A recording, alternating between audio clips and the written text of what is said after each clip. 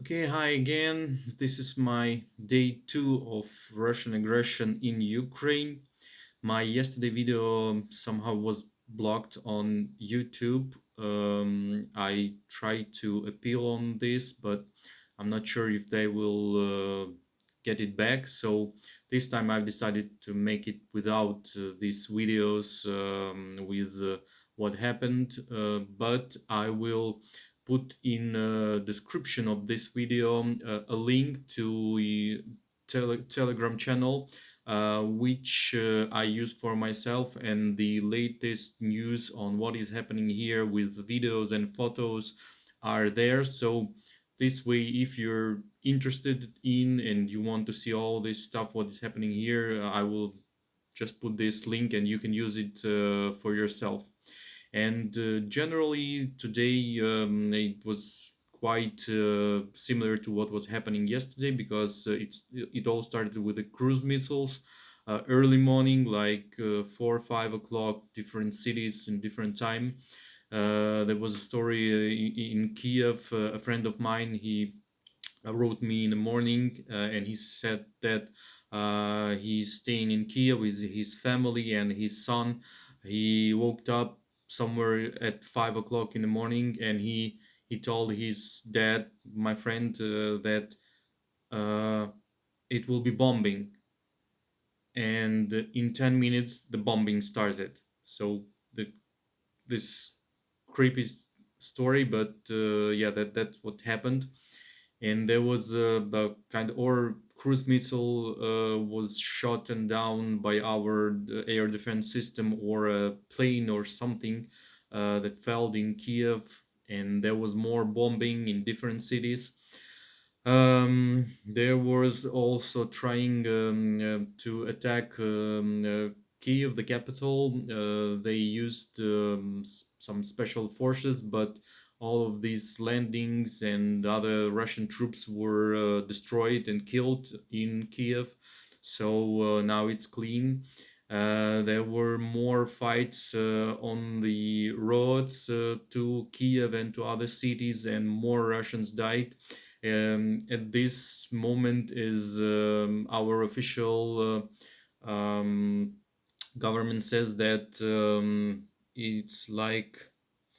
it's like about 3,000 Russian soldiers were killed.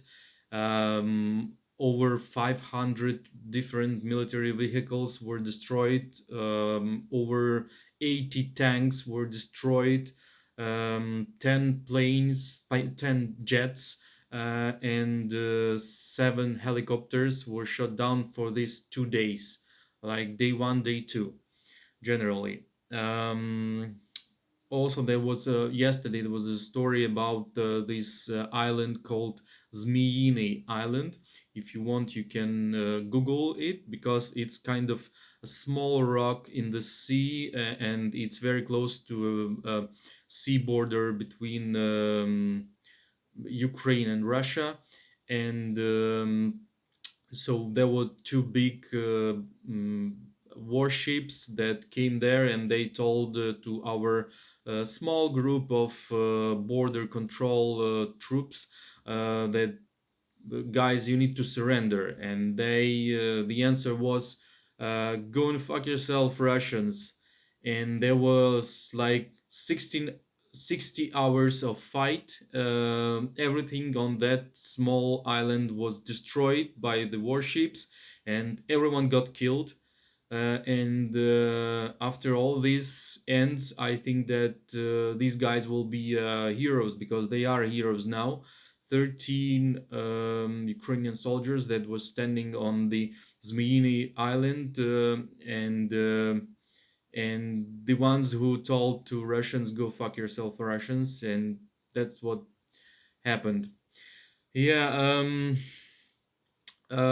Today I went to this military registration and enlistment office, and because I'm officer of the reserve, and I've seen so much people there, so much men.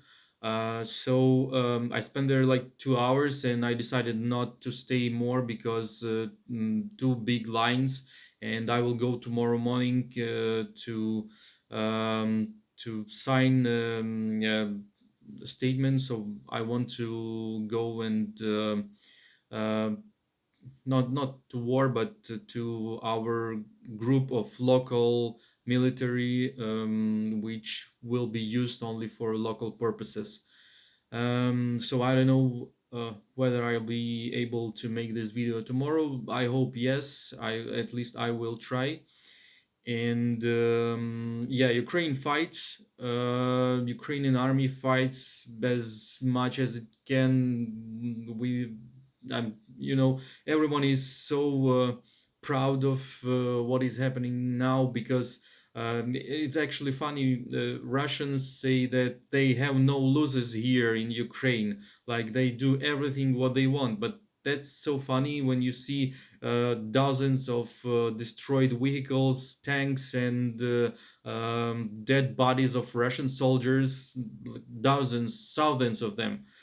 And yeah, it's all happening. The people in Kiev, the local government decided to give weapon to average people, and like 10,000 or something AK-74 were given to men in Kiev. So yeah, welcome to hell, Russian troops. If you decide to invade capital, that's where you will stay forever. Anyway, we hope that the world will react, because yes, we fight, but that's the cost of our lives as well. And I hope that they will decide to switch off Russia from SWIFT. And the best thing that could happen now at this moment is that NATO would close the sky for Ukraine, and there would be no more missiles and Russian air planes and helicopters. So this would really help, and I hope this will happen. Uh, anyway, thank you for watching, and hope you all will be fine too, and we'll keep fighting. Yeah, Slava Ukraini.